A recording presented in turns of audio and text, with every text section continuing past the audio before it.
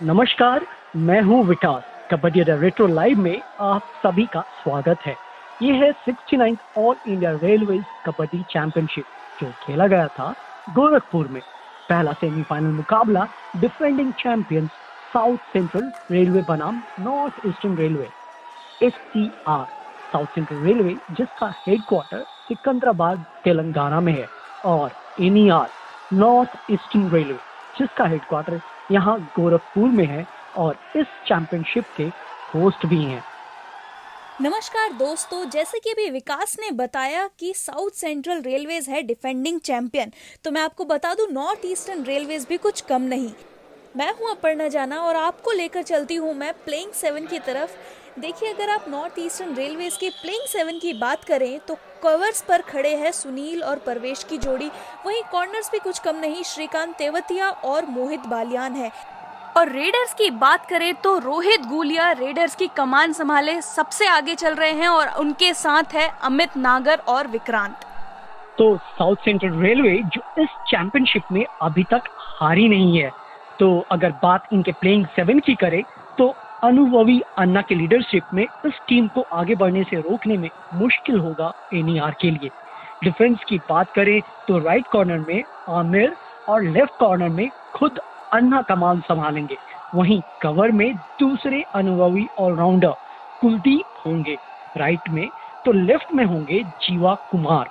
Attack की बात करें तो हाल ही में मैंने मल्लिका अर्जुन को तेलंगाना डिपार्टमेंटल खेलते हुए देखा है और वो मुझे लय में दिखे थे।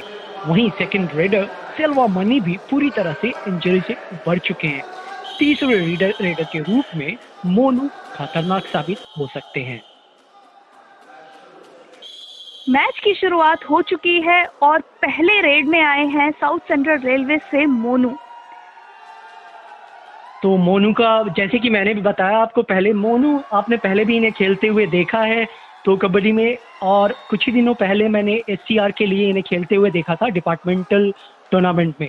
तो वहाँ पे भी इन्होंने बेहतरीन खेल दिखाया था, पर यहाँ पे तो ये पकड़े गए हैं। और अपर्णा, मैं आपसे पूछना चाहूँगा, खेल के शुरुआत में ही आप कौन सी टीम को आज सपोर्ट कर रही हैं?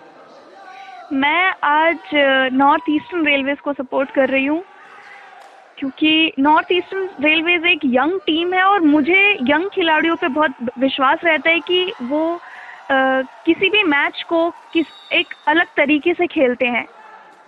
हालांकि आप NER को सपोर्ट कर रही हैं और मैं SCR को सपोर्ट कर रहा हूं और मैं अनुभव में विश्वास रखता हूं, लेकिन यहाँ पे मेरे अनुभवी अन्ना बेंच पे जा बैठे हैं तो थोड़ा सा, लेकिन ये शुरुआत है अपर्णा, तो स्टिल मतलब मैं तो SCR को ही सपोर्ट करूंगा और मुझे विश्वास है कि अन्ना के लीडरशिप में ये टीम कमाल जरूर दिखाएगी और सेमीफाइनल मुकाबला है तो ये कांटे का टक्कर होगा।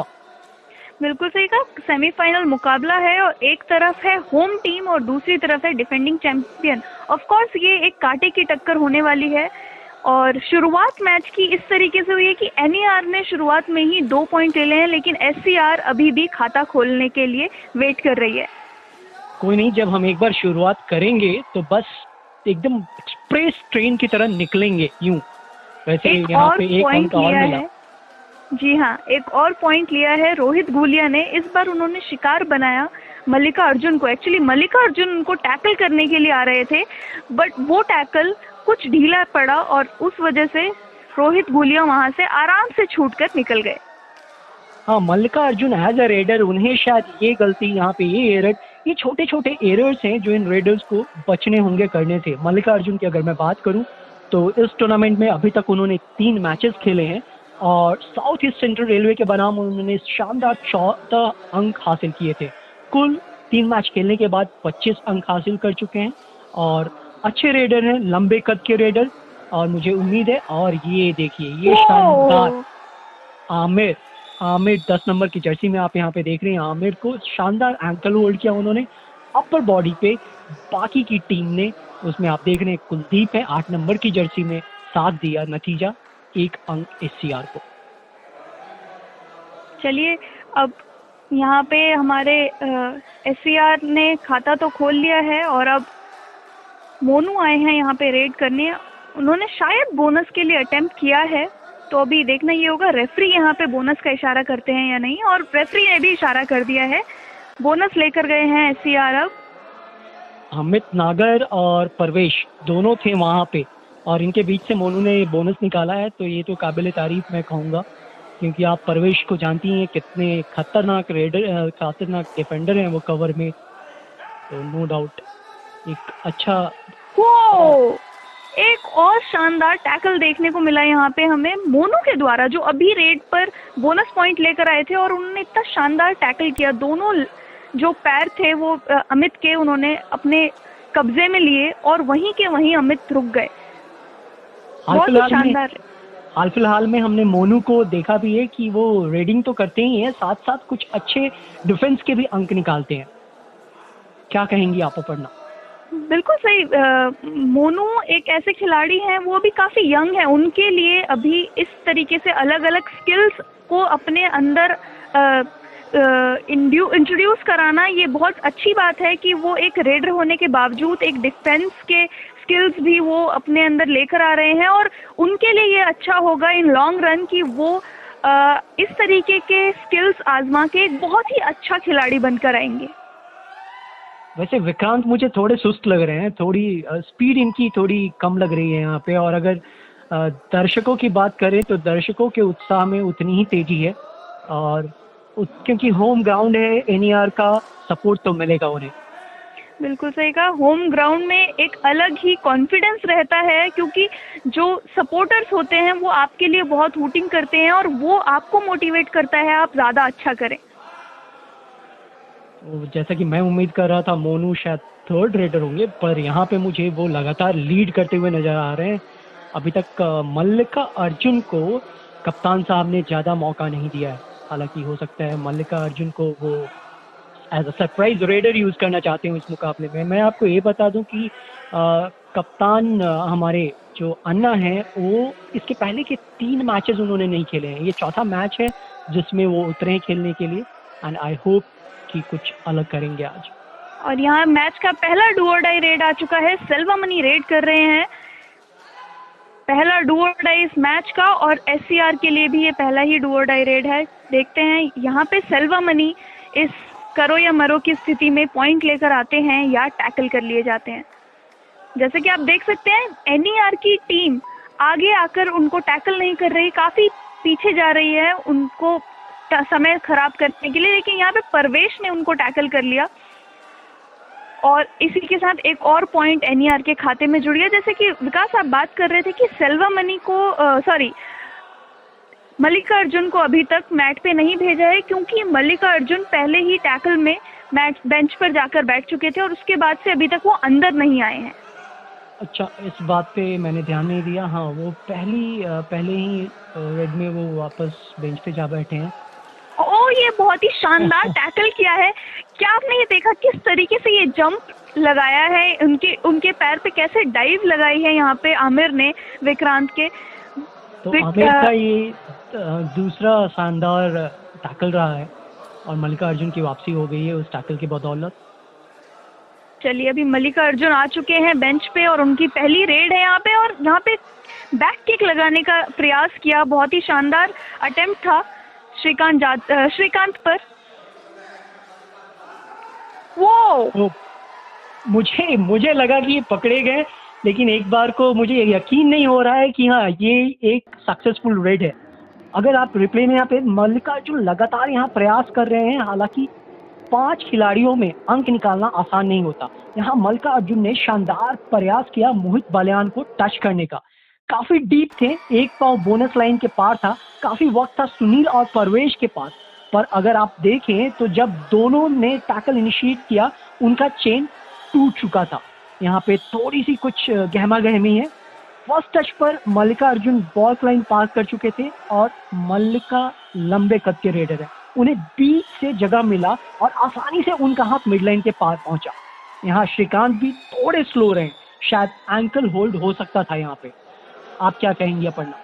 बिल्कुल सही। एक्चुअली जब लंबे कद के रेडर यहाँ पे रेड करते हैं तो हम उनको इतना एडवांस टैकल नहीं करना चाहते, क्योंकि जब एडवांस टैकल आप करने आते हैं, स्पेशली ब्लॉक, अगर आप एडवांस टैकल कर रहे हैं तो डैश काम करेगा शायद, क्योंकि आप डैश में उनको मैट से बाहर भेज देते हैं, लेकिन ब्लॉक में वो मैट के अंदर है तो वो कैसे न कैसे करके अपना एक हाथ या पैर निकाल के सेंटर लाइन के पास पहुंच सकते हैं। और जैसे कि हमने भी ये जो टैकल हुआ हमने देखा, उस टैकल में वो बहुत ही करीब थे सेंटर लाइन के, तो वो एक गलती कह सकते हैं क्योंकि चैन भी टूट गया था उनका, और उसी वजह से अभी दोनों के दोनों कवर हमारे बाहर बैठे हैं।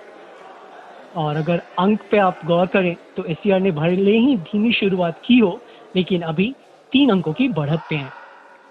बिल्कुल सही कहा। और यहाँ पे सुपर टैकल सिचुएशन है, मोनू अटेम्प्ट कर रहे हैं पॉइंट लेने का और उन्होंने पॉइंट भी लिया है।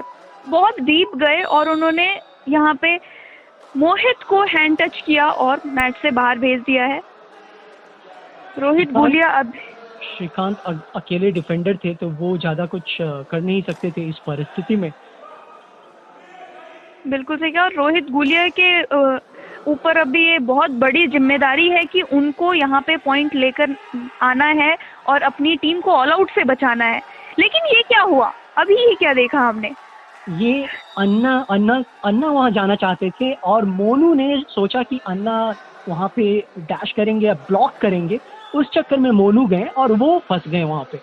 अन्ना ने थोड़ा सा डिसीजन मेकिंग में वो थोड़े स्लो हुए, नतीजा ये हुआ कि मोनू फंस गए। कई बार होता है ऐसा। चलो कोई बात नहीं, मोनू आप फिर से वापस आएंगे और पॉइंट लेकर आएंगे। ओह, ये बहुत ही शानदार सुपर टैकल है।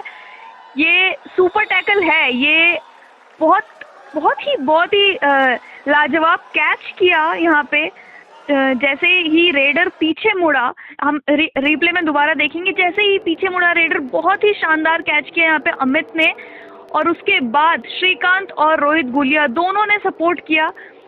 हालांकि बहुत ज़्यादा स्ट्रगल का टाइम मिला यहाँ पे रेडर को, और स्ट्रगल भी अच्छा था, लेकिन ये सुपर टैकल बहुत ही लाजवाब था। पर मुझे समझ नहीं आया कि मल्लिकार्जुन एकदम से पलट क्यों गए।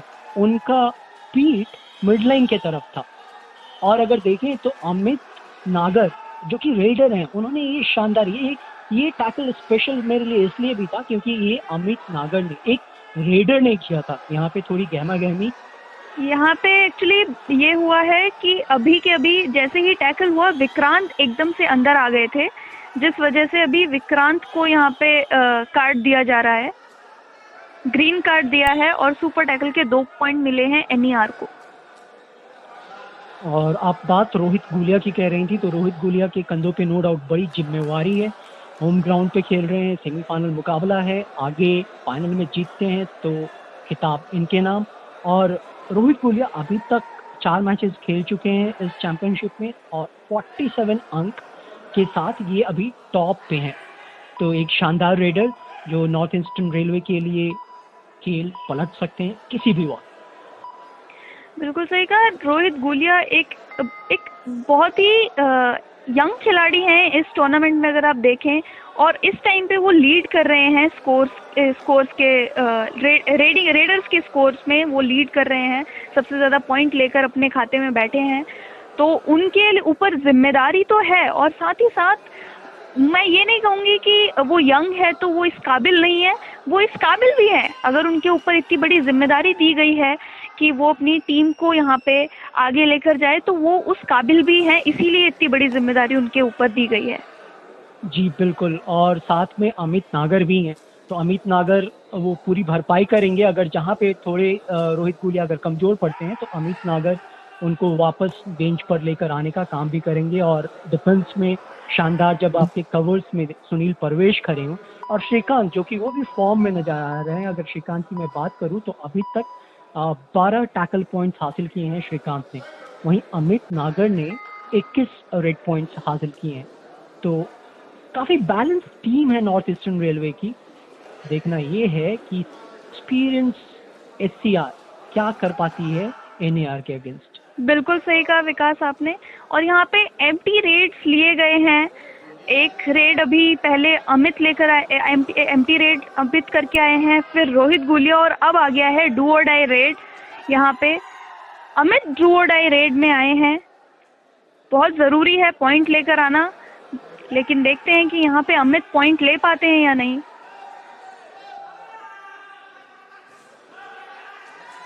5 का डिफेंस है और यहाँ पे टैकल कर लिया है अन्ना ने। अन्ना का ब्लॉक बहुत ही शानदार, सामने से आए और उन्होंने उनको ब्लॉक किया, बहुत ही शानदार ब्लॉक किया। ये पिछले कुछ 2 दशकों का एक्सपीरियंस है अन्ना के पास कि इस 46 की उम्र में भी अन्ना उतने ही चुस्त और दुरुस्त हैं। अन्ना जब एक बार खड़े हो जाते हैं तो वो जैसे मानो दीवार हो, दीवार के सामने किसी की बस चलती नहीं है और वो प्लेयर वापस बेंच पे जाता है वहाँ। बिल्कुल सही कहा। और यहाँ पे सुपर टैकल सिचुएशन चल रहा है, मोनू रेड पर हैं और यहाँ पे देखना ये होगा कि मोनू पॉइंट ले पाते हैं या उनको टैकल करके NER 2 पॉइंट लेकर जाती है। बहुत ही मुश्किल है ये मोनू के लिए। एक बार फिर से हम इसको रिप्ले में देखने की कोशिश करेंगे कि यहाँ पे हुआ क्या। सुपर टैकल सिचुएशन था, डू और die raid. Super tackle situation कठिन होता है पर मोनू एक राइट रेडर है, सामने रोहित गुलिया थे, वैसे में इन्होंने निशाना बनाने का सोचा श्रीकांत को, जो मेरे हिसाब से सही नहीं था। राइट कॉर्नर में डीप जाने के बजाय अगर वो लेफ्ट में जाते और श्रीकांत और विक्रांत को आने का मौका देते, वैसे में वो दोनों उनके नज़र के सामने भी होते। खैर पर ऐसा हुआ नहीं, नतीजा मोनू बेंच पर। बिल्कुल सही कहा। जब आपके पास वहाँ पे ऑप्शन है कि आप एक रेडर को अटेम्प्ट कर सकते हो पॉइंट्स लेने में, आप उस समय पे जाके मेन डिफेंडर जो मैट पे मौजूद है आप उसको आप आउट करने का प्रयास कर रहे हो, तो हाँ ये थोड़ी सी गलती थी, ये सुधार सकते हैं मे बी आगे। अब वो जब रेट्रो लाइव में अपने इस मैच को देखेंगे दोबारा तो मोनू को यहाँ पे लगेगी कि हाँ उन्होंने गलती की थी और वो इस चीज़ को आगे अप्लाई कर सकते हैं अपनी गलती सुधारने में। जी बिल्कुल अपर्णा, और ये जो छोटी छोटी गलतियां हैं और जो सिर्फ गलतियों की बात नहीं हो रही है, यहाँ पे जो शानदार टैकल्स, शानदार रेड स्किल्स देखने को मिल रहे हैं रेट्रो लाइव पर, वो उन प्लेयर्स के लिए भी, वो जो यंग प्लेयर्स जो देख रहे हैं इन मैचेस को, उनके लिए भी काफ़ी लाभदायक साबित होगा। वो यहाँ से काफ़ी कुछ सीख सकते हैं और आजकल वीडियो एनालिटिक्स का ज़माना है, हमारे बड़े बड़े प्लेयर्स भी अपने पुराने वीडियोस को देख के सीखते हैं। तो ये तो यंग प्लेयर्स के लिए बस ये सोने का जैसे खान मिल गया हो उन्हें यहाँ पर। बिल्कुल सही कहा विकास। मैं तो रिक्वेस्ट करना चाहूँगी हमारे सारे यंग कबड्डी फैंस को, कबड्डी प्लेयर्स को, कि आप यहाँ पे रेट्रो लाइव में हर एक मैच देखें और उन हर एक मैच से कुछ ना कुछ ज़रूर सीखें। बिल्कुल, और मैं एक और बात उसमें ऐड करना चाहूँगा कि जब आप ये प्रैक्टिस किया करते हैं और जो आपके जो शानदार स्किल्स होते हैं उसके वीडियो हमें भी भेजें, हम उस वीडियो को एनालाइज करेंगे और अगर वो वीडियो अच्छा हुआ तो हम उसे फिर अपने सोशल मीडिया प्लेटफॉर्म्स पे भी डालेंगे। यहाँ पे कुलदीप वापस जाते जाते अंदर आए और थोड़ा सा परेशान करके गए, लेकिन एक और डू और डाई रेड आ गया है और विक्रांत आए हैं इस डू और डाई रेड में। काफी तेजी के साथ उन्होंने आमिर को हैंड टच किया। आमिर पीछे नहीं जा पाए क्योंकि उनको लगा नहीं था कि वो पहले ही अटेम्प्ट में इतनी तेजी के साथ आ जाएंगे। शाबाश विक्रांत। और इधर ही दूसरा डू और डाई आ गया है SCR के लिए। पर यहाँ पे सेल्वामनी से एक बार फिर लंबाई का फायदा, और ये जो एडवांस टैकल्स होते हैं वो एडवांस टैकल आप लंबे रेडर्स के साथ नहीं कर सकते हैं। यहाँ पे वही गलती वापस की। और अपर्णा, आप विक्रांत की बात कर रही थी और मैं आपको ये बोलना चाहूँगा कि लगता है विक्रांत ने जैसे मेरी बात सुन ली हो। पिछले रेड के वक्त मैंने बोला था कि वो थोड़ा स्लो नज़र आ रहे हैं, लेकिन यहाँ तो शानदार स्पीड दिखाया था उन्होंने अपने पिछले रेड में, शानदार रनिंग हैंड टच देखने को मिला। बिल्कुल सही कहा। और यहाँ पे सेल्वामनी ने अभी 2 पॉइंट्स लिए हैं। श्रीकांत तेवतिया और विक्रांत दोनों को ही उन्होंने मैच से बाहर भेज दिया है। अब वापस से NER की टीम में सिर्फ 3 खिलाड़ी मौजूद है। दो हमारे कवर्स हैं, सुनील और परवेश की जोड़ी और रोहित गुलिया। अरविंद पांडे काफ़ी यहाँ प्रेशर में होंगे, जो नॉर्थ ईस्टर्न रेलवे के कोच हैं, और हो भी क्यों ना, क्योंकि होम ग्राउंड है, ऐसे मौके बार बार नहीं आते हैं कि जब आपके घर पे टूर्नामेंट हो रहा हो तो आप कोशिश तो यही करेंगे कि जीत आपकी हो। और वैसे मैं अपर्णा आपको मैं ये भी बोलूँ कि जब अरविंद पांडे जी अपने वहाँ चेयर पे, खाली चेयर जो आपको नजर आ रही है, जब वहाँ पे बैठे तो आप देखिए जब खेल चल रहा होता है तो उनका इमोशन बड़े इमोशनल नज़र आते हैं मुझे।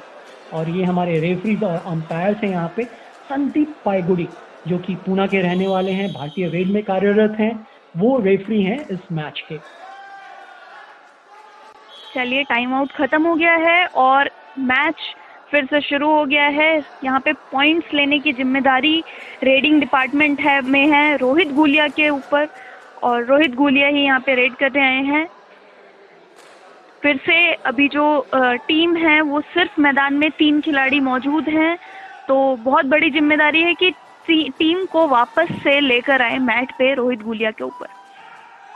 एक बार फिर मुझे लगा अन्ना उनके लिए जा ही रहे, लेकिन अन्ना ने अपने आप को रोक लिया यहाँ पे। एग्जैक्टली आप देखें, अन्ना काफी मतलब रेडर को अंदर जाने का मौका नहीं दे रहे हैं। वो जैसे ही रेडर थोड़ा अंदर जाता है, अन्ना एकदम से ऊपर चढ़ जाते हैं। बिल्कुल, और क्योंकि यहाँ पे बोनस का अवसर था, वो अन्ना चाहते नहीं थे कि हाँ रोहित यहाँ पे बोनस स्कोर कर पाए, और उसमें वो कामयाब रहे। ये सुपर टैकल सिचुएशन जहाँ पे 2 शानदार कवर प्लेयर्स कॉर्नर में खड़े हैं, आपको क्या लगता है क्या होने वाला है यहाँ पे? मुझे तो लगता है कि सुपर टैकल हो जाएगा, अगर इनको मौका मिलेगा तो सुपर टैकल हो जाएगा। लेकिन यहाँ पे हम मल्लिकार्जुन को वापस जाते हुए देख सकते हैं, तो मे बी नेक्स्ट रेड में हम ये चीज़ देख सकते, नेक्स्ट रेड में हम सुपर टैकल देख सके। काफी कॉन्फिडेंट हैं आप कि सुनील और परवेश की जोड़ी सुपर टैकल करने में सफल रहेगी? बिल्कुल, सुनील और परवेश की जोड़ी के तो चर्चे हैं इस टाइम पे कबड्डी जगत में, तो मुझे उनके ऊपर कॉन्फिडेंस, मेरा पूरा उनके ऊपर कॉन्फिडेंस है कि वो यहाँ पे सुपर टैकल करेंगे। लेकिन यहाँ पे रोहित गुलिया को टैकल किया है मोनू ने बैक होल्ड करके। मोनू के मेरे ख्याल से 2 टैकल पॉइंट्स हो गए इस मैच में। जी हाँ, भी हमने देखा कि कैसे उन्होंने शानदार टैकल किया था, तो वो एक शानदार ऑलराउंडर के रूप में बनते जा रहे हैं, और ये तो थोड़ा मुश्किल होगा। 2 खिलाड़ी, दोनों शानदार डिफेंडर। मुझे आप यहाँ पे देखिए सुनील कितने एनर्जेटिक हैं। सुनील के जो लेग मूवमेंट्स हैं, देखिए कितनी तेजी के साथ वो पीछे जाते हैं। मतलब जैसा हमने और भी खिलाड़ियों का देखा है, उनके अंदर इतनी तेजी नहीं होती, लेकिन सुनील के जो पीछे जाने का, जो उनका रिट्रीव करने का जो उनका लेग मूवमेंट है, वो बहुत ही तेज है, बहुत ही फास्ट वो पीछे जाते हैं। और ये होता भी है क्योंकि जब आप कॉन्फिडेंट होते हैं कि आपका पार्टनर जो दूसरी तरफ खड़ा है उसके ऊपर आपको कॉन्फिडेंस होता है, तो आप पूरे खुल के खेलते हैं। आप अगर दोनों खिलाड़ियों को देखें, जैसे सुनील यहाँ पे लग रहा है मुझे परवेश का पाँव मिड लाइन के पार गया। मुझे ये नहीं पता चल पा रहा है कि सिल्वा मनी ने पहले मिड लाइन क्रॉस किया या परवेश का पाँव पीछे गया।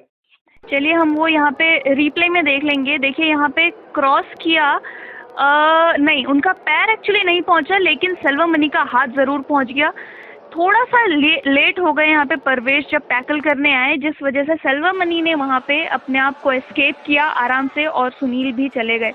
चलो, एक ऑल आउट हुआ इस मैच में, पहला ऑल आउट हमें देखने को मिला NER का। और इसी के साथ अगर आप स्कोर की तरफ नज़र दौड़ाएं तो साउथ सेंट्रल रेलवेज के पास 16 पॉइंट हैं और 6 पॉइंट की लीड पे है NER 10 पॉइंट पे है।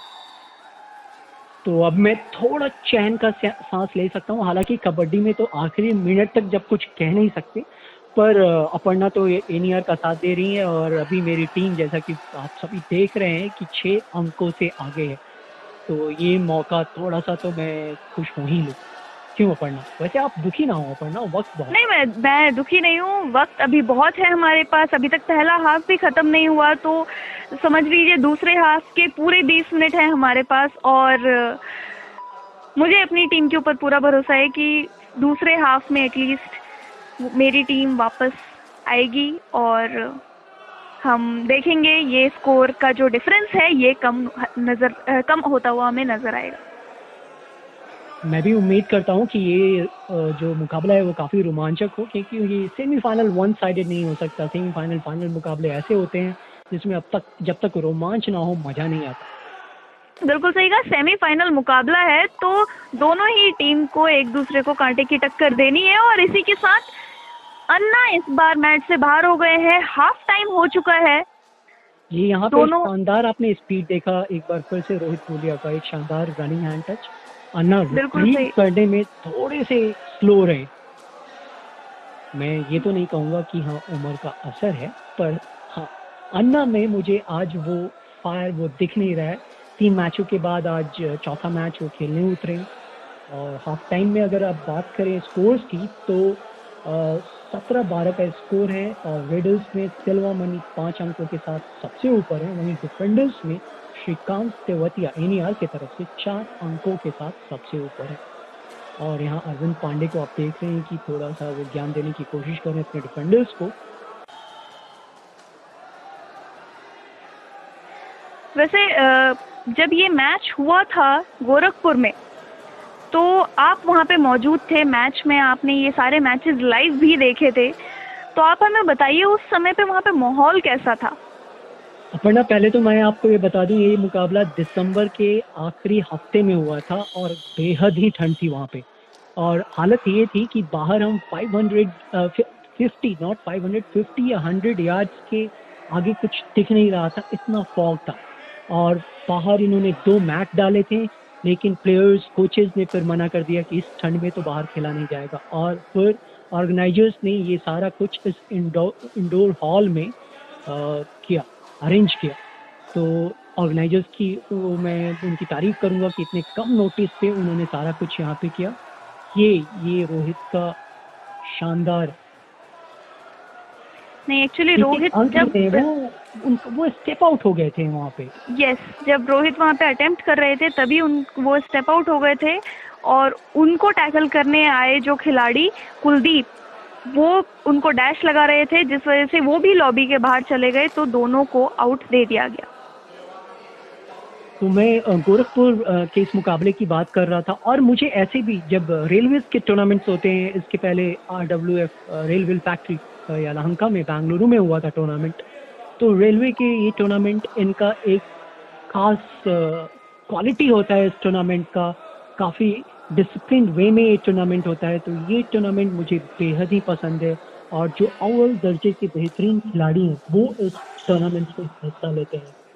तो चाहे वो प्लेयर्स हों, कोचेज हों या यहाँ पे आए रेफरीज हों, हर कोई एक डिसिप्लिन में होता है, एक लेवल की क्वालिटी होती है। तो नो डाउट ये इंडिया के one of the best tournaments में से मैं अपना कहूँगा, ये रेलवेज की जो इंटर जोनल चैंपियनशिप होते हैं वो है। बिल्कुल सही कहा, और ये बेस्ट होना भी चाहिए क्योंकि आप देखेंगे इसमें कबड्डी की क्वालिटी जो है वो बहुत ही ऊंचे दर्जे की क्वालिटी है। अगर आप देखें हर एक खिलाड़ी एक अच्छे नए से नए स्किल्स अपनाते हैं, अच्छी स्किल्स अपनाते हैं, और उसके बाद सारे ही जो खिलाड़ी हैं वो बहुत अच्छे लेवल के खिलाड़ी हैं। कुछ इंडिया के प्लेयर्स हैं तो कुछ प्रो कबड्डी के हैं, और वही नहीं तो फिर रेलवेज के हैं। तो उन सभी जो खिलाड़ियों में वो क्वालिटी जो आप देखेंगे हर कबड्डी की, उनमें फिर आप में एजिलिटी अच्छी आपको देखने को मिलेगी, आपको उनकी स्किल्स जो हैं वो अच्छे देखने को मिलेंगे, बहुत ही फाइन टच स्किल्स हैं वो। और यहाँ पे उनके लिए परफॉर्म करना बहुत इम्पोर्टेंट भी हो जाता है। जैसे हम लोग संजीव बालियान सर से बात कर रहे थे तो उन्होंने बताया कि यहाँ पे जो परफॉर्मेंस का लेवल होगा उसके बाद उनका सिलेक्शन सीनियर नेशनल्स के लिए होगा। तो सीनियर नेशनल्स में हिस्सा लेना किसी भी एक प्लेयर के लिए काफ़ी प्रेस्टीज की बात होती है, तो इसलिए वो अपना बेस्ट यहाँ पे देते हैं। और अगर जो प्लेयर्स, क्योंकि आप 14 प्लेयर्स ही ले सकते हैं सीनियर नेशनल्स के लिए, लेकिन यहाँ पे जो प्लेयर्स अच्छे खेलते हैं उनको रेलवेज फिर NOC देती है, दूसरे स्टेट्स फिर उनको लेते हैं अपने टीम के लिए। तो काफ़ी मौका मिलता है यहाँ पे, आप परफॉर्म करते हैं उसके बाद। चलिए, एक और डू और डाई रेड आ गया है इसी के साथ। अमित इस बार डू और डाई रेड पे आ गए। आपने ये चीज़ नोटिस करी इस मैच में, NER की टीम से जब भी डू और डाई रेड होता है तो अमित ही रेड करने आते हैं, लेकिन उनको यहाँ पे टैकल किया है एक और बार आमिर ने। बहुत ही शानदार टैकल किया आमिर ने, जीवा का सपोर्ट मिला उनको, बट बहुत ही शानदार डाइव थी उनकी एंकल पे, और आमिर ने अमित को वहीं के वहीं रोक लिया। वो उसके आगे जा ही नहीं पाए, बिल्कुल भी स्ट्रगल करने का मौका नहीं दिया। आमिर के अभी तक हमने शानदार 3 टैकल्स देखे हैं और तीनों एक से बढ़कर एक। इसके पहले अगर बात करें तो 3 मैचेस आमिर ने खेले थे जिसमें 6 अंक हासिल किए थे इन्होंने, और आज अभी तक वो 3 अंक हासिल कर चुके हैं। और मुझे उम्मीद है कि वो SCR को ऐसे ही आगे बढ़ाते रहेंगे, नॉर्थ ईस्ट रेलवेज के रेडर्स को ऐसे ही लगाम लगाते रहेंगे। क्योंकि अभी नॉर्थ ईस्टर्न रेलवेज के रेडर्स मैट पे मौजूद नहीं है, तो यहाँ पे सुनील रेड करने आए हैं। और जब एक डिफेंडर रेड करने आता है तो उनकी रेडिंग की ज़्यादा आपको स्टाइल पता नहीं होता है, तो इस वजह से ये डिफेंडिंग टीम के लिए थोड़ी मुश्किल हो जाती है उन पे नज़र रखना। और जैसे कि आपने देखा, आमिर ने यहाँ पे गलती करी और सुनील वो पॉइंट लेकर आ गए वापस। तो जैसा हमने देखा कि एक डिफेंडर ने एक डिफेंडर को आउट किया। जी हाँ, शायद उन्हें और एक और डू और डाई रेड, और यहाँ पे मल्लिका अर्जुन को टैकल किया है श्रीकांत यादव ने। देखिए, श्रीकांत यादव और सुनील दोनों ने डाइव लगाई उनके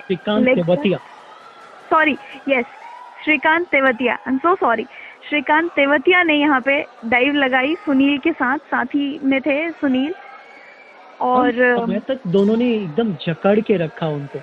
बिल्कुल सही, अंत तक जकड़ कर रखा। और अभी आप स्कोर की तरफ अगर नज़र दौड़ाएं, अभी भी 5 पॉइंट की लीड है साउथ सेंट्रल रेलवेज के पास। दूसरा हाफ शुरू हो चुका है, दूसरे हाफ के कुछ 5 मिनट ऑलरेडी जा चुके हैं, तो हमारे पास सिर्फ 15 पॉइंट है इस मैच में। इस समय पे नॉर्थ ईस्टर्न रेलवेज को थोड़ी तेज़ी दिखानी होगी, पॉइंट्स लेने होंगे, क्योंकि शुरू से लेके अब तक 5-6 पॉइंट्स का डिफरेंस रहा ही है साउथ सेंट्रल और नॉर्थ ईस्टर्न रेलवेज के बीच में।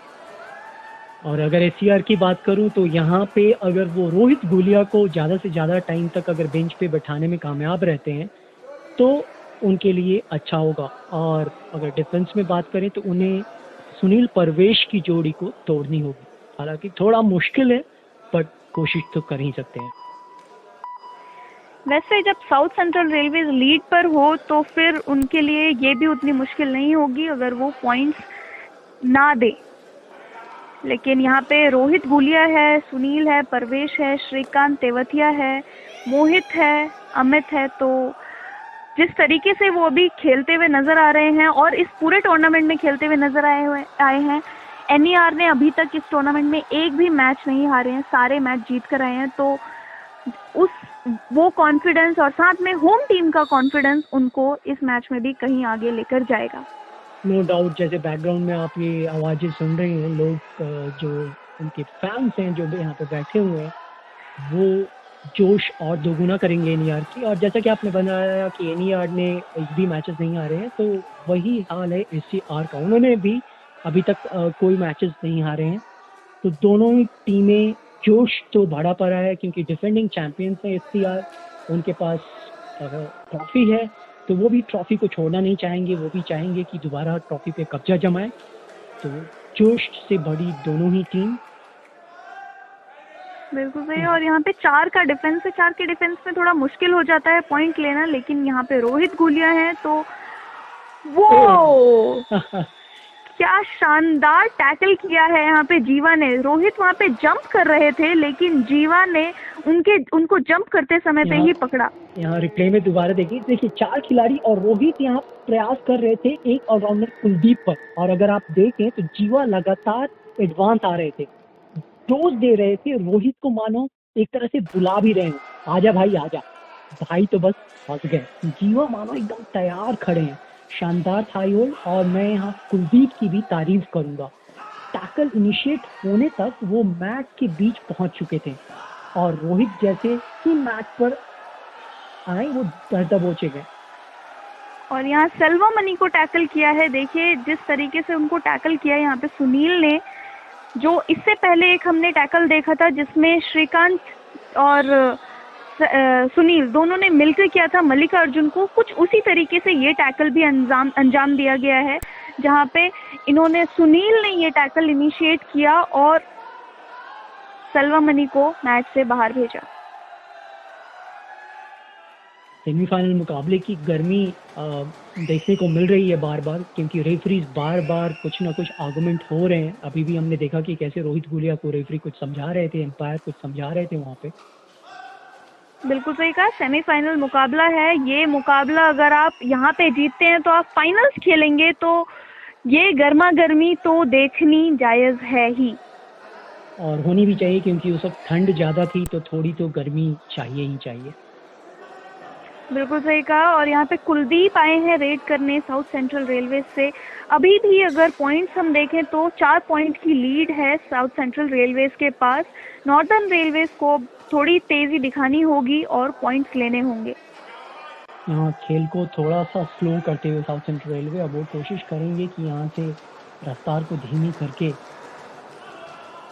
अंक को एक एक अंक वो लेते रहें, और अगर प्लेयर्स को बचा के मैट पे रखें तो यहाँ से खेल तो आगे बढ़ सकते हैं। यहाँ पे स्टेप आउट किया है जीवा ने। जीवा जब रोहित गुलिया वहाँ पे अटेम्प्ट कर रहे थे उनको टच करने का, तो जीवा का पैर बाहर गया और वहीं से उनको बाहर खींच लिया गया बेंच पर।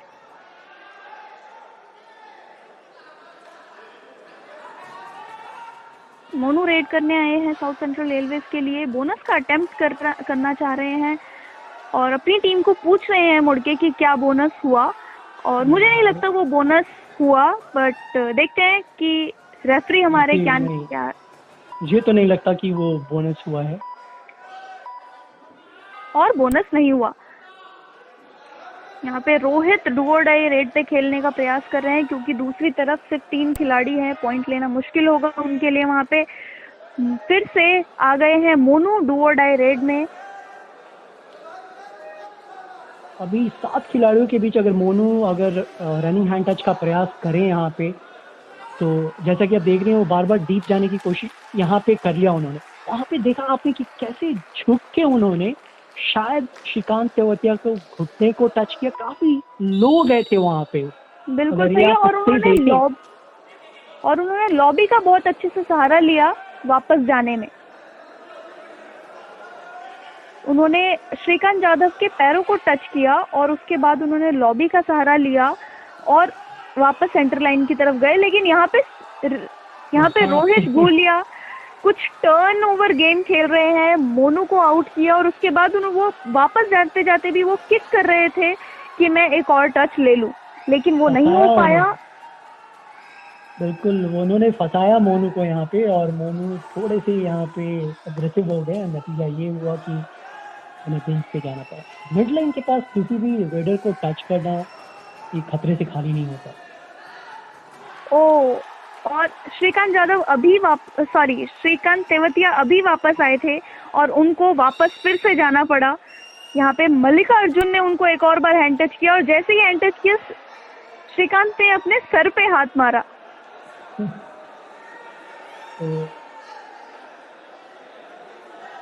रोहित गुलिया फिर से रेड पर आ गए हैं। उम्मीद करते हैं अब 4 के डिफेंस में वो पॉइंट ले पाएंगे, लेकिन एक तरफ अन्ना खड़े हैं जो उनको आगे आकर ये तो जैसे गोद में उठा के उन्हें बेंच पे लेके जाना चाहते हो। बिल्कुल सही। और अगर बात करें गोद में उठाने की, बच्चों को जिस तरीके से गोद में उठाते हैं, अन्ना के जो बेटे हैं वो भी रोहित गुलिया से कुछ ज्यादा छोटे नहीं है, कुछ 2 या 3 साल का फर्क होगा।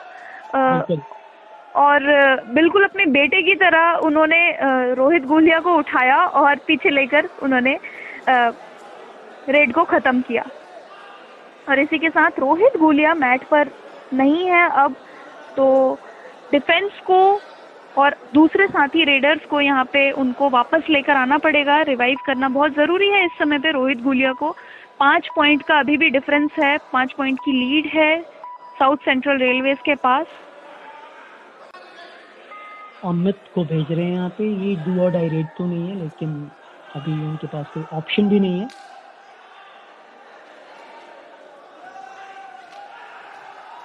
और यहाँ पे मुझे लग रहा है अमित ने बहुत तेजी के साथ, जी हाँ, अन्ना को उन्होंने हैंड टच किया और लॉबी का सहारा लेते वो इतनी तेजी से वापस गए कि अपने पाले में जाने के बाद भी वो रुक नहीं पाए। बिल्कुल, ये लॉबी का बहुत ही शानदार प्रयोग किया उन्होंने। और अन्ना थोड़े से निराश कर रहे हैं मुझे, क्योंकि लगातार इस मैचेस में हमने देखा है कि रिट्रीव करने में अक्सर अन्ना स्लो रह रहे हैं, जिसका नतीजा ये हो रहा है कि यहाँ पे आसान से वो अंक लेके विपक्षी टीम जा रही है। और यहाँ पे साउथ सेंट्रल रेलवेज के कोच अयप्पा रेड्डी कुछ ज्ञान देते हुए अपने प्लेयर्स को, अब ज्ञान की जगह प्लेयर्स को कुछ समाधान ढूंढना पड़ेगा, क्योंकि धीरे धीरे एनईआर आगे बढ़ रही है। अभी सिर्फ 4 अंकों का फर्क है। और वक्त है अभी इस फर्क को आराम से कवर कर सकती है ये। यहाँ पे एक और पॉइंट लिया है मल्लिका अर्जुन ने और परवेश को उन्होंने टच किया। परवेश ने भी मान लिया कि हाँ टच किया है और वो बाहर जा रहे हैं, लेकिन यहाँ अमित आए हैं एक और बार रेड पर। तो क्या साउथ सेंट्रल रेलवे के रेडर जो जोड़ी अभी टूटी है सुनील परवेश की, उसका कुछ फायदा उठा पाएंगे? यहाँ लगता तो नहीं है, क्योंकि अमित ने शायद 2 अंक वो क्लेम कर रहे हैं। यहाँ पे देखना ये होगा, और उनको 2 अंक दिए भी गए हैं। हाँ। एक तो जीवा थे, वो बहुत ही क्लियर थे क्योंकि वो बहुत एडवांस आए थे टैकल करने, लेकिन यहाँ पे आमिर है शायद जिनको टैकल किया है, जिनको टच किया है, आई एम सॉरी। और आमिर वहाँ पे पूरी तरीके से लड़ रहे हैं कि उनको टच नहीं लगा है, लेकिन रेफरी ने देखा है और रोहित भी बोल रहे हैं कि उनको देखिए आप। तो देखते हैं, आमिर को यहाँ पे बाहर भेजते हैं और यहाँ पे भेज दिया गया है आमिर को बाहर। यहाँ पे बहुत तेजी से एक तरह से मैं बोलूँ तो वापसी कर रही है नॉर्थ ईस्टर्न रेलवे और अंकों का फासला लगातार कम होता हुआ एक बार। और यहाँ पे एक और पॉइंट लेते हुए नॉर्थ ईस्टर्न रेलवेज, मल्लिका अर्जुन को टैकल किया है परवेश ने। देखिए अभी जो इससे पहले जो 2 पॉइंट लेकर आए हैं उससे लीड बिल्कुल से कम हो गई थी और इसके बाद एक और पॉइंट लिया है, तो अब मुझे लग रहा है ये टाइम आ गया है कि नॉर्थ ईस्टर्न रेलवेज अब जवाबी मुकाबला दे रही है। यहाँ पे अगर आप देखिए तो 3 खिलाड़ी ऑलरेडी एससीआर के बेंच पे जा चुके हैं। यहाँ पे मौका है एनईआर के पास ऑल आउट इम्प्रूव करने का। अगर वो ऑल आउट इम्प्रूव करने में यहाँ पे कामयाब रहते हैं तो फिर मुकाबला किसी भी करवट ले सकता है यहाँ पे। बिल्कुल सही कहा। और एनईआर की टीम ने ये जो टाइम आउट लिया है, उनके जो कोच हैं वो भी उनको यही सलाह दे रहे हैं कि किसी न किसी तरीके से इस बार साउथ सेंट्रल रेलवेज को ऑल आउट कर दें। सिर्फ 2 खिलाड़ी उनके मैच पे मौजूद है, अगर ये ऑल आउट हो जाएगा तो एनईआर के पास ये मौका है कि वो लीड बना लेंगे और पॉइंट्स पे पॉइंट्स इकट्ठे करने शुरू कर देंगे। तो क्या ये रोहित का वही रेड है जहाँ पे ये दोनों खिलाड़ी बेंच पे जाने वाले हैं, या रोहित एक तरफ तो पीछे से स्टेप आउट करते हुए नजर आया और यहाँ पे कुलदीप काफी एडवांस टैकल करने का प्रयास कर रहे थे, एंकल होल्ड कर रहे थे और इसी के साथ ऑल आउट हो गया है। देखिए इस रेड को हम दोबारा देखेंगे, यहाँ पे रेडर जो है सेल्वा मनी वो पीछे स्टेप आउट कर गए और कुलदीप जो है वो उनको टैकल करने के प्रयास कर रहे थे, एंकल होल्ड का प्रयास कर रहे थे, लेकिन वो नाकामयाब रहे। और इसी के साथ south central railways all out हुई। नॉर्थ ईस्टर्न रेलवेज ने यहाँ पे लीड बनाई है 2 पॉइंट की और एक और पॉइंट लेते हुए नजर आ रहे हैं। यहाँ पे सेल्वा मनी को आउट किया है। देखिए विकास, अब आप क्या बोलेंगे?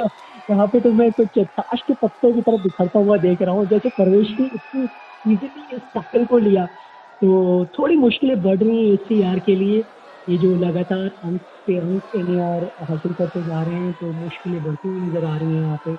और जैसा कि मैंने अन्ना के बारे में बताया, अन्ना इस मैच में अगर देखें तो काफ़ी वो स्लो रहे हैं, तो ये थोड़ा सा मुश्किल हो सकता है साउथ सेंट्रल रेलवे के लिए। डिफेंस में अगर मैं फिर बात करूँ तो कवर में जीवा और कुलदीप वो मुझे थोड़े निराश करते हुए नजर आ रहे हैं। और कॉर्नर में हमने हालांकि आमिर का खेल तो देखा, उन्होंने शानदार टैकल्स किए। देखिए यहाँ पे रेफरीज ने 4 मिनट बचे हैं उसका इशारा कर दिया है। 4 मिनट के अंदर अब नॉर्थ ईस्टर्न रेलवेज को अगर उनको ये मैच जीतना है और फाइनल्स खेलना है तो ऐसे ही लीड बनाकर रखनी पड़ेगी। और बहुत ही गर्मा गर्मी है इस मैच में। मुझे तो बड़ा मजा आ रहा है ये मैच देखने में। उम्मीद करती हूँ कि हमारे ऑडियंस को भी मजा आ रहा हो ये मैच देखने में। बिल्कुल, ये रोमांचक सेमीफाइनल मुकाबला, पहला सेमीफाइनल, और यहाँ से जो जीतेगा वो सीधे फाइनल में, तो नो डाउट मुकाबला तो काफ़ी रोचक है। जी हाँ, और मैं आपको बता दूं कि अगला सेमीफाइनल जो होने वाला है वो होगा श्रीकांत जाधव और विकास कंडोला के बीच में, तो वो भी बहुत ज़बरदस्त मुकाबला होगा, वो भी हमें देखना है।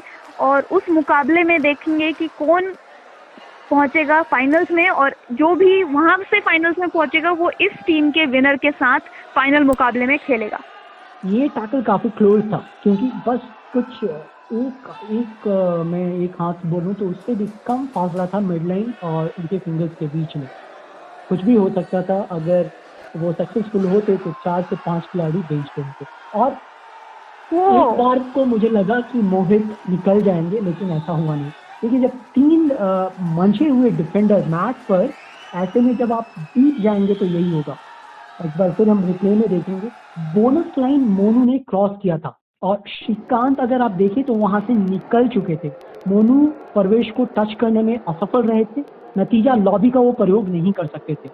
बहुत करीब दुखी कहूंगा मैं यहाँ पर, जो मोनू ने एग्जीक्यूट करने की कोशिश की, पर सामने विक्रांत लोअर बॉडी के सुनील, ऐसे में मोनू के लिए मिड लाइन के पार जाना नामुमकिन था। भैया मुश्किल है, सांसें थम रही है अब मेरी। अब देखते हैं आगे क्या होने वाला है यहाँ पे। बिल्कुल सही कहा। जो मोनू इसमें, वैसे अगर आप देखें, मोनू काफी करीब थे सेंटर लाइन की। अगर सामने से उनको रोका ना जाता तो शायद, क्योंकि रेफरी ने भी यहाँ पे स्ट्रगल के लिए टाइम दिया था, जिस वजह से परवेश रेफरी को बोल रहे थे कि आप इतना टाइम क्यों दे रहे हैं। क्योंकि पर वहाँ पे मुश्किल था, क्योंकि सुनील लोअर बॉडी पे कंप्लीटली वो पकड़ बना चुके थे, वो पकड़ बना चुके थे, तो ऐसे में उनका छूटना तो मुश्किल था। देखिए, अब आखिरी 2 मिनट बचे हैं। एक बार फिर से एनईआर ने टाइम आउट मांगा है, तो एनईआर के जो कोच हैं वो अपनी टीम को सलाह दे रहे हैं कि इस लीड को ऐसे ही बनाए रखें और हम फाइनल्स में जाएंगे। ये अरविंद पांडे जो उनके कोच हैं एनईआर, उनके लिए ये काफ़ी टेंशन वाला वक्त है, क्योंकि यहाँ से वो वापस नहीं जाना चाहेंगे। यहाँ पे वो चाहेंगे कि हाँ, अगला मैच फाइनल वो खेलें। और अयप्पा रेड्डी भी, जैसे कि आप यहाँ पे देख रहे हो, वो भी थोड़े से टेंस नज़र आ रहे हैं। वो भी क्यों ना, क्योंकि आगे के 2 मिनट बचे हुए हैं और लीड गंवा चुकी है टीम। बिल्कुल सही कहा। और अगर आप साउथ सेंट्रल रेलवेज की बात करें तो अयप्पा रेड्डी तो उनके मैट के बाहर हैं कोच, लेकिन यहाँ पे अन्ना मैट के अंदर कोच का काम करते हैं। और एक और शानदार टैकल देखने को मिल रहा है हमें परवेश के द्वारा। परवेश का ये टैकल, जैसे उन्होंने वहीं के वहीं रोक लिया हो और कील से गाड़ दिया हो। देखिए, इस टैकल को हम दोबारा देखेंगे, जिस तरीके से परवेश यहाँ पे नीचे झुके और वहां पे ही रोक लिया उन्होंने रेडर को, ये काबिलिय तारीफ थी। और उसके बाद पूरी टीम जोश के साथ उनको रोकने आई। और पीछे देखिए, आपको ऑडियंस में आप देख सकते हैं कितनी खुशी है टीम में, और टीम के पीछे जो ऑडियंस खड़ी है उनमें। बिल्कुल, अभी तो वो सेलिब्रेशन शुरू हो चुके हैं। जो कोच थे वो बिल्कुल खड़े होके सेलिब्रेट करना उन्होंने शुरू कर दिया था, मानो बस कुछ सेकेंड्स और शायद एनईआर फाइनल में जाए। पर कबड्डी है, कुछ भी हो सकता है आगे। बिल्कुल सही कहा, लेकिन 1 मिनट बचा है और रोहित यहाँ पे टाइम गंवाने का प्रयास कर रहे हैं। और 1 मिनट के अंदर अभी 4 पॉइंट की लीड है। कैसे यहाँ पे साउथ सेंट्रल रेलवेज इस पॉइंट को कम करेगी, इस लीड को कम करेगी, वो देखना होगा हमें यहाँ पे। लेकिन यहाँ परवेश शायद यहाँ पे ऐसे ही वो चाहेंगे, सेफ खेलना चाहेंगे और एक अंक दे देना चाहेंगे। यहाँ पे कोई रिस्क नहीं लेना चाहेगा पढ़ना। बिल्कुल सही कहा। परवेश ने यहाँ पे सेल्फ सेक्रीफाइस किया और रोहित हर बार यहाँ पे टाइम गवा रहे हैं। 30 सेकंड यहाँ रोहित गवा रहे हैं। इसके बाद शायद एक और रेड का मौका मिलेगा साउथ सेंट्रल रेलवेज को। और 3 पॉइंट की लीड है अभी। दर्शकों के बीच वैसे ही उत्साह बढ़ता हुआ और अपनी टीम को वो फाइनल में जाता हुआ देख रहे हैं यहाँ पे। तो फिर एक और मुकाबला उन्हें देखने को मिलेगा, जहाँ पे एनईआर खेलेगी, जो हमारे सेमीफाइनल 2 के विनर्स होंगे उनके साथ। बिल्कुल सही कहा। और यहाँ पे देखिए, एक और हमें सेल्फ सेक्रीफाइस देखने को मिला है।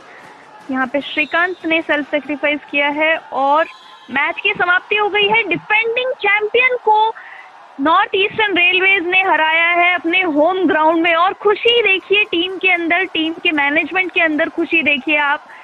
एक शानदार रोमांचक मुकाबले का अंत हुआ। डिफेंडिंग चैंपियंस का सफर यहीं खत्म। अपने होम ग्राउंड पर खेलते हुए नॉर्थ ईस्टर्न रेलवे ने फाइनल में प्रवेश किया और अब देखना ये होगा कि क्या फाइनल में एनईआर इतिहास बना पाएगी, क्या वो जीत पाएंगे। बात अंकों की करें तो दोनों ही टीम ने 17-17 रेड पॉइंट स्कोर किए, वहीं एससीआर ने 10 टैकल पॉइंट स्कोर किया और एनईआर ने 12। 2-2 ऑल आउट पॉइंट्स मिले दोनों टीमों को। STR की तरफ से मल्लिका अर्जुन ने सर्वाधिक 10 अंक हासिल किए, तो NER की तरफ से रोहित गुलिया ने 12। और इस मैच के बेस्ट डिफेंडर रहे श्रीकांत तेवतिया 7 अंकों के साथ। आपसे हम यहीं विदा लेंगे और फिर मिलेंगे 8 अगस्त को यही रेड लाइव पर शाम 7:30 बजे। तब तक स्टे होम, स्टे सेफ।